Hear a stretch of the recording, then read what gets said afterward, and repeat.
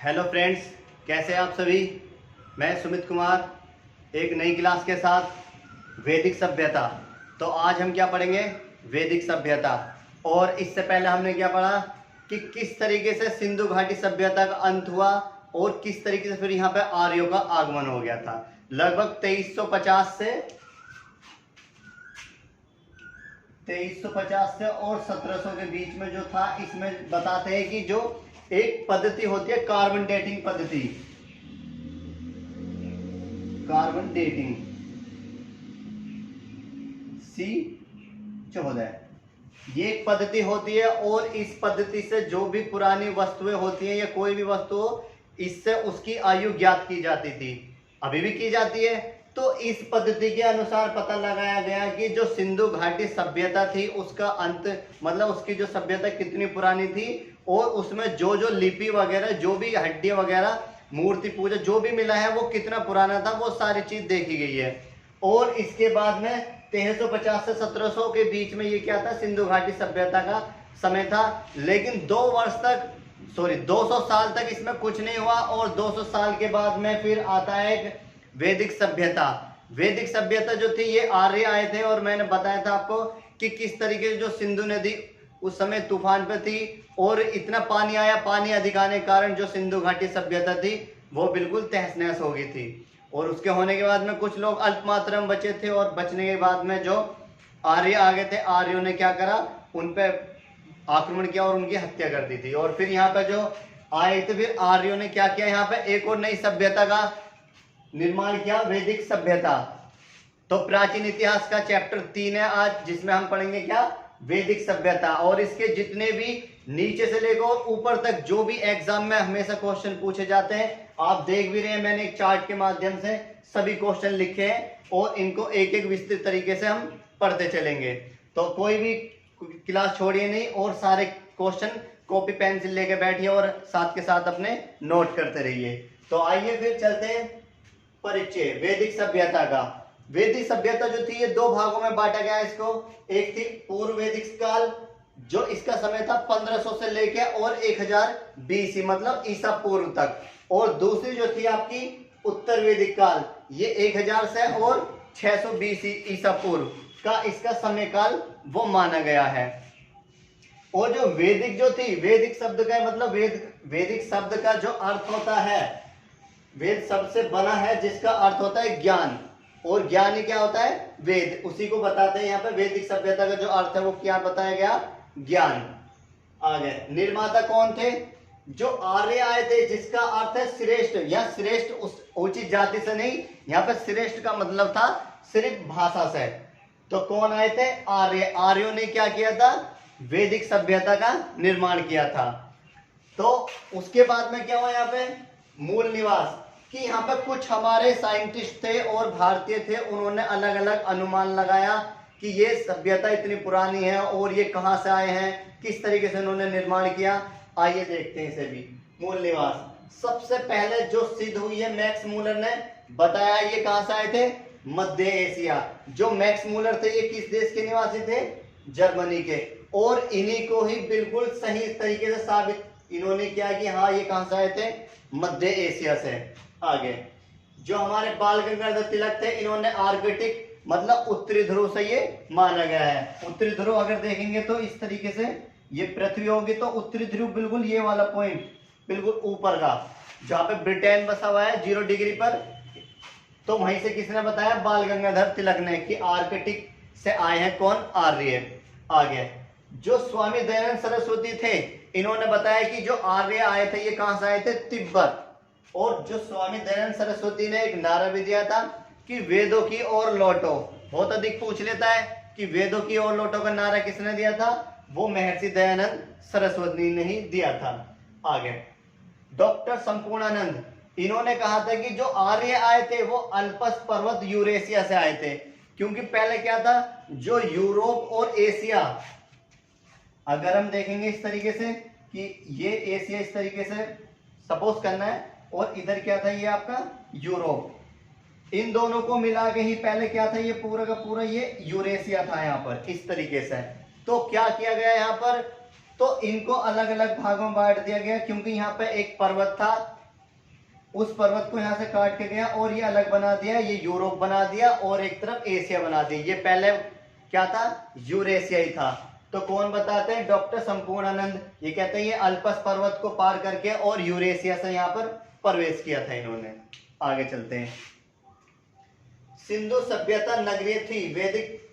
देखो जो सिंधु घाटी सभ्यता थी ये कैसी थी, ये सभ्यता शहरी थी, लेकिन जब वेद आए इनकी कैसी सभ्यता थी, ये ग्रामीण थी। लेकिन ये पहली बार ऐसा देखने को मिला गया है कि जो पहले सभ्यता होती थी वो गांवों की ग्रामीण होती थी, और जो बाद में सभ्यता आई है वो शहरी थी। लेकिन इसमें देखा गया है कि जो सिंधु सभ्यता थी ये कैसी थी, ये शहरी सभ्यता मतलब नगरीय सभ्यता थी, और वैदिक सभ्यता कैसी थी, ये ग्रामीण सभ्यता थी। आगे, आर्यों का आर्थिक जीवन कृषि और पशुपालन था। आर्य जो करते थे, आर्थिक मतलब जो अपना खाना पीना और अपने जो पैसे की आना जाना करते थे, इनका क्या था सोर्स पूरा इनका कृषि और पशुपालन से इनका आर्थिक व्यवस्था वो इनकी चलती रहती थी। और भारत में आर्यों की जानकारी ऋग्वेद से मिलती है, जो 36 बार मिलती है। जो गायत्री ये ऋग्वेद है, तो सॉरी टोटल जो वेद है 4 वेद है, उनमें जो एक ऋग्वेद है, और ऋग्वेद में किसकी जानकारी मिलती है, आर्यों की। और ये कितनी बार मिलती है, 36 बार आर्यों की वहां से जानकारी मिलती है। आगे जानकारी मिलती है। वेदों की संख्या 4 मानी गई है।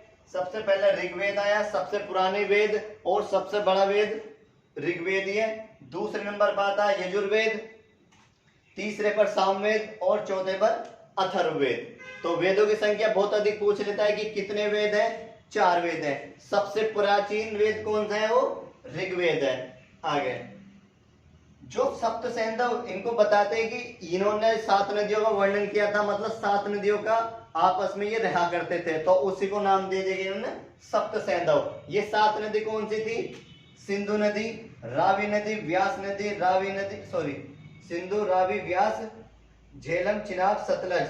ये रावी मैंने 2 बार लिख दिया। सिंधु, रावी, व्यास, झेलम, चेनाब, सतलज और सरस्वती, ये 7 नदी थी। और 7 नदियों में इनका जो भी अपना पशुपालन और जो आपको कृषि जानकारी मिलती थी, ये इन नदियों के आसपास ही ये करते थे। आगे एक एक वेद देख लेते हैं। जो ऋग्वेद है सबसे प्राचीन, सबसे पहले उसको देखते हैं। और जितने भी क्वेश्चन बनते हैं यहाँ से मैंने सारे A to Z लिखे हैं, आप कॉपी पेंसिल लेके उन्हें नोट करते रहिए। नंबर 1 आता है आपका ऋग्वेद। ऋग्वेद की जो रचना की गई है वो सप्त सैंधव प्रदेश में की गई है। कहां पर, सप्त सैंधव में ऋग्वेद की रचना की गई है। और इसके जो संकलन करता थे ऋग्वेद के, वो महर्षि कृष्ण द्वैपायन, इन्होंने क्या किया था, इसके संकलन करते थे ये। आगे ऋग्वेद का जो उपवेद था वो आयुर्वेद इसका उपवेद है। ऋग्वेद का उपवेद बहुत पूछ लेता है, वो आयुर्वेद है। और इसके जो इसको क्या नाम दिया गया, प्रजापति, इसको नाम भी दिया गया। आगे ऋग्वेद में 10 मंडल है टोटल और 10,462 इसमें मंत्र या रचा या श्लोक, इनको नाम दे दिया गया। मंत्र मतलब 10,400 मंत्र भी बोल सकते हैं, रचा भी बोल सकते हैं और श्लोक भी बोल सकते हैं। और लगभग 1017 इसमें क्या है, सूक्त हैं।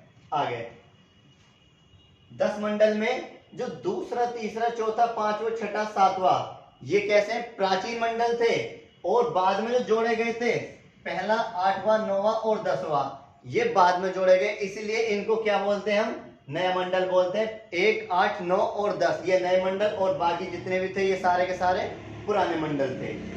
आगे ऋग्वेद में, ऋग्वेद के ब्राह्मण जिनको माया गया ऋग्वेद में, वो ऐत्रेय व कौशिकी इनको माना गया है। आगे पवित्र नदी जो थी ऋग्वेद में, वो सबसे पवित्र नदी मानी गई है सरस्वती।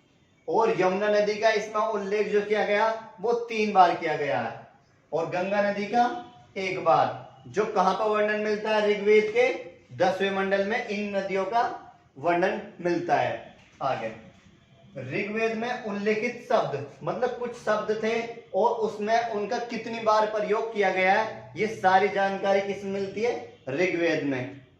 सबसे पहला आता है पिता। पिता शब्द का जो उल्लेख किया गया है लगभग 335 बार इसका उल्लेख किया गया। आता है नेक्स्ट जन। जन का जो उल्लेख किया गया लगभग 275 बार किया गया। इंद्र का 250, बहुत अधिक पूछ लेता है। इंद्र का जो वर्णन किया गया वो कितनी बार किया गया? लगभग 250 बार। माता 334। अश्व मतलब घोड़ा, घोड़े का जो प्रयोग किया गया था वो कितना? 215।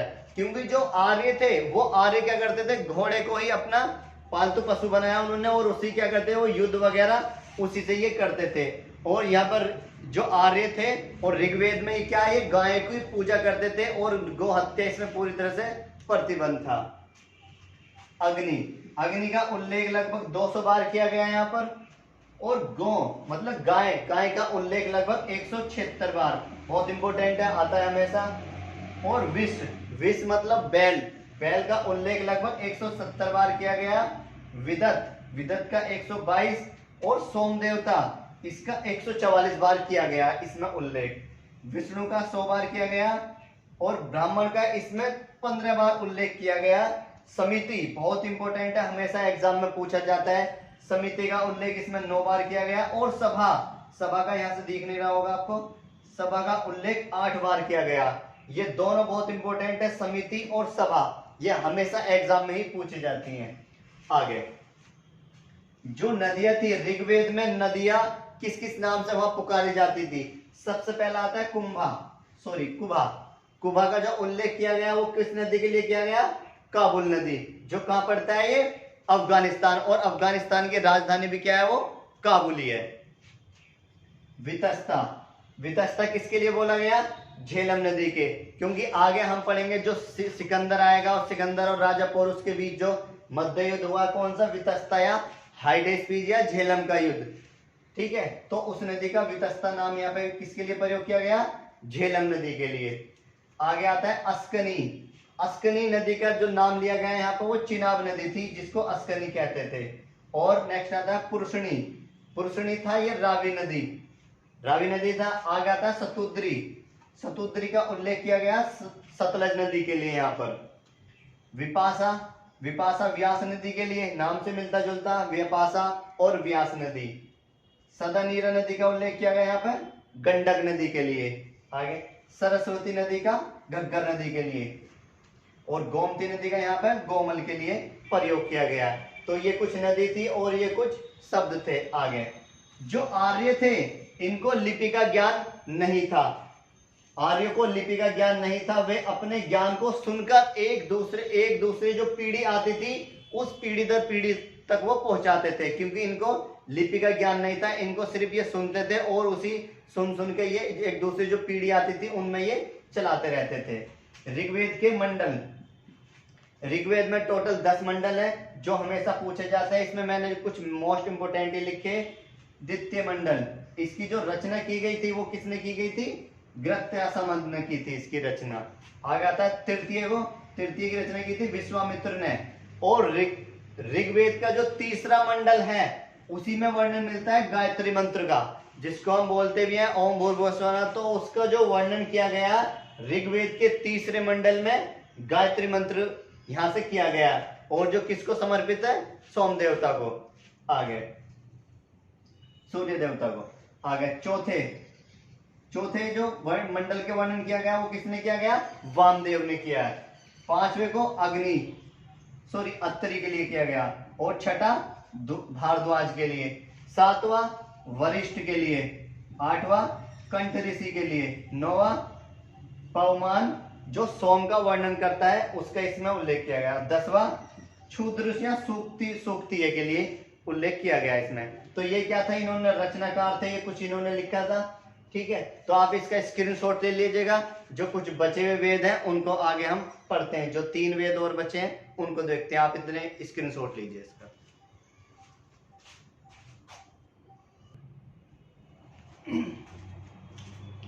तो आइए देखते हैं। आप सभी ने स्क्रीनशॉट ले लिया होगा, तो इसी का ही दूसरा कुछ क्वेश्चन बचे हुए हैं वो आगे देखते हैं। जो इसके 3 वेद रह गए थे उनको देखते हैं। अब नंबर 2 आता है सामवेद। सामवेद का जो अर्थ है वो क्या है? गान, मतलब जो संगीत का जो जनक माना गया वो किसको माना गया है?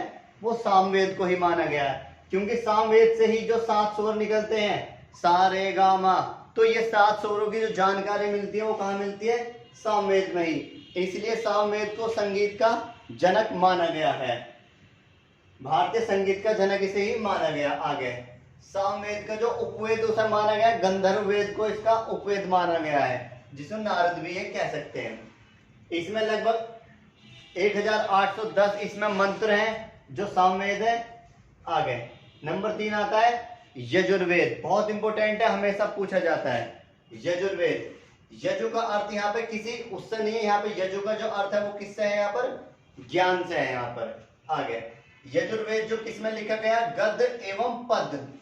ये ऐसा वेद है एकमात्र जो गद्य एवं पद दोनों में ही लिखा गया है, यजुर्वेद। बहुत पूछता है हमेशा एग्जाम में। आगे इसमें यजुर्वेद में क्या मिला गया? जो हाथियों के जो पालने की जो व्यवस्था है वो यजुर्वेद में ही मिली गई है। धनुर्वेद को यजुर्वेद का उपवेद भी माना गया है। उपवेद इनके सभी के पूछता है हमेशा, धनुर्वेद हो चाहे गंधर्व वेद हो, सभी जितने भी उपवेद होते हैं, उपवेदों की संख्या मतलब उपवेदों के बारे में हमेशा यहाँ से ये पूछता है, तो इसको एक बार अच्छे से याद कर लीजिएगा। नेक्स्ट अथर्ववेद, अथर्ववेद को ब्राह्मण वेद भी कहा जाता है। अथर्ववेद को क्या कहा जाता है? ब्राह्मण वेद भी इसको कहा जाता है। इसमें लगभग 20 अध्याय हैं और 731 इसमें सूक्त हैं और लगभग 6000 इसमें मंत्र हैं, जो क्या बताते हैं? जादू टोना भूत प्रेतों की ये जानकारी जो मिलती है वो किस वेद में मिलती है? वो अथर्ववेद में ही ये सारी जानकारी इसकी मिलती है। आगे इसमें वशीकरण, जादू टोना, भूत प्रेतों व औषधियों की जो जानकारी मिलती है वो किस में मिलती है? वो अथर्ववेद में ही मिलती है। जो भूत प्रेत या जादू टोना वगैरह जो भी जितनी भी जानकारी होगी भूत प्रेतों वाली, वो सारी जानकारी अथर्ववेद में ही मिलती है। आगे अथर्ववेद का जो उपवेद माना गया वो शिल्पवेद माना गया है। पूछता है हमेशा एग्जाम में, सभा व समिति को प्रजापति की 2 पुत्री कहा गया है। जो सभा व समिति है इसमें प्रजापति की 2 पुत्रियों का वर्णन इसमें कहा गया, सभा और समिति में, जो हमने पीछे अभी वो पढ़ी थी। आगे एक आता है उपनिषद, यहाँ पर वेदों की संख्या यहाँ समाप्त हो जाती है, आगे आ जाता है उपनिषद। उपनिषद में पूछ लेता है उपनिषदों की संख्या कितनी है? तो 108 उपनिषदों की संख्या है। अश्वमेध यज्ञ, जो अश्वमेध यज्ञ होते थे, मतलब अश्व माने क्या होता है? घोड़ा, यज्ञ माने क्या होता है? ज्ञान, मतलब जो ज्ञान वगैरह वो करते रहते थे। तो जो घोड़ा होता था अश्वमेध, उसको क्या छोड़ा जाता था लगभग 1 साल के लिए, वो जितना पूरा क्षेत्र था उसमें घूम के आता था और उसके रास्ते में उसे कोई रोके टोके ना, और वो सीधा घूम फिर के आ जाता था। अगर उसके बीच में उसे रोका किसी ने तो उस घोड़े के साथ में लगभग 400 लोग जाते थे और वो हष्टपुष्ट पहलवान तरीके से थे, और जो भी उस व्यक्ति को घोड़े को रोकता था तो ये 400 व्यक्ति उससे युद्ध करते थे। तो जो अश्वमेध यज्ञ की जानकारी जो मिलती है वो किसमें मिलती है? वो अथर्ववेद में ही मिलती है। आगे जो सत्यमेव जयते है, सत्यमेव जयते वो कहां से लिया गया? मुंडकोपनिषद से ही लिया गया। हमेशा पूछा जाता है जो सत्यमेव जयते वो कहां से लिया गया है? मुंडकोपनिषद से, जिसका मतलब है सत्य की ही जीत होती है हमेशा। आगे कुछ देवता हैं जो हमेशा एग्जाम में पूछे जाते हैं, जैसा आता है ऋग्वेद। ऋग्वेद में क्या है? आकाश के देवता। आकाश के देवता कौन है? यहाँ पर बहुत पूछ लेता है अधिक बार। घोष, वरुण, मित्र, सूर्य, पूषण, उषा, ये कैसे देवता है? आकाश के देवता। नंबर 2 पे आता है अंतरिक्ष के देवता, बहुत पूछ लेता है ये भी। इंद्र, रुद्र, वायु, प्रजापति, अदिति, ये किसके देवता है? अंतरिक्ष के देवता। नेक्स्ट आता है पृथ्वी के देवता। कौन है ये? पृथ्वी के, खुद पृथ्वी भी है, अग्नि है, सोम और बृहस्पति, ये पृथ्वी के देवता है। ये तो हो गए क्या? देवता। लेकिन इनमें कुछ देवियां भी आ गई हैं जो अलग अलग पूछे जाते हैं। अदिति कौन है? ये देवों की महान माता, देवियों की जो माता है वो किसको माना गया? अदिति को माना गया। जो देव हो चाहे देवी हो, उनकी माता अदिति को माना गया। और पृथ्वी को जगत की माता इसको माना गया, पृथ्वी को। सूर्य को, सूर्य की देवता की पुत्री जो थी वो कौन थी? सूर्य थी। आगे अर्णाइन, इसको वन की देवता देवी इसको माना गया है। ये क्या था हमारा जो वैदिक सभ्यता थी, इससे जितने भी रिलेटेड सब्जेक्ट मतलब क्वेश्चन इससे बने वो मैंने A to Z आपको सारे क्वेश्चन कराए हैं, इससे बाहर कुछ नहीं आएगा। कुछ और देख लेते हैं। यहाँ पे जो वैदिक सभ्यता थी इसमें कुछ वर्ण व्यवस्था थी, जैसे कि जो पहले जो जाति होती थी, जाति, वो आज आप देखते हैं कैसी जाति है, मतलब जन्म के आधार पर, जन्म के आधार पर। लेकिन पहले क्या थी, कर्म के आधार पर, कर्म के आधार पर। मतलब जो जाति बटी हुई थी पहले वैदिक सभ्यता में वो 4 तरह की बटी हुई थी। सबसे पहला आता है ब्राह्मण, क्षत्रिय, वैश्य और शूद्र। इन चारों में बटी हुई थी। मतलब क्या कि अगर कोई बेटा, कोई बच्चा किसमें पैदा हुआ है, ब्राह्मण परिवार में पैदा हुआ है, अगर वो अच्छा पढ़ लिख गया ठीक ठाक तरीके से तो वो क्या कहलाएगा, ब्राह्मण कहलाएगा। अगर वो पढ़ने इच्छुक नहीं रहा, पढ़ा नहीं, तो उसको किस श्रेणी में डाल दिया जाता है, शूद्र श्रेणी में उस समय डाल दिया गया था, मतलब डाल दिया जाता था। आगे जो क्षत्रिय, मतलब अगर ब्राह्मण है, ब्राह्मण का बेटा अगर पहलवान है, तलवार भाले अच्छा से चलाना जान सकता है, तो उसको क्या पद दे दिया गया, क्षत्रिय, उसको क्षत्रिय जाति में डाल दिया गया। फिर आता है वैश्य, मतलब अगर ब्राह्मण का बेटा है तो वो क्या कर रहा है, व्यापार कर रहा है, तो वो क्या कहलाएगा, वो वैश्य। अगर वो कुछ भी नहीं करता है बिल्कुल, तो वो क्या कहलाता है, शूद्र। ये क्या था, कर्म के आधार पर, सॉरी हाँ कर्म के आधार पर। और जो शूद्र का बेटा है अगर वो पढ़ लिख गया और उस समय अच्छा विद्वान कहलाया, विद्वान बन गया, तो वो क्या कहलाता था, ब्राह्मण कहलाता था। ठीक उसी तरह से वैश्य का और क्षत्रिय का ही, ये पहले क्या था, ये कर्म के आधार पर, लेकिन अब कैसा है, वो जन्म के आधार पर। मतलब अगर किसी ब्राह्मण का बेटा पैदा हुआ, अगर उसको कुछ भी नहीं आता तो वो क्या कहलाएगा, ब्राह्मण ही कहलाएगा। अगर शूद्र का बेटा अच्छा पढ़ लिख भी गया ना, तो तब भी वो शूद्र ही कहलाएगा। तो पहले व्यवस्था इस तरीके से थी। और जो इसमें क्या होता था कि इसमें जो विवाह की वो मानी गई है, उसको 4 भागों में बांटा गया।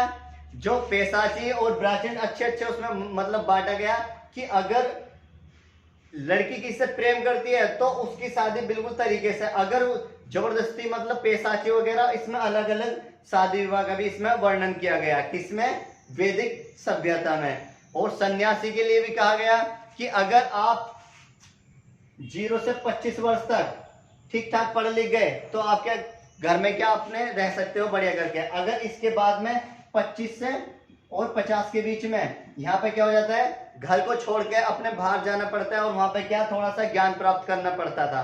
और उसके बाद में 50 से और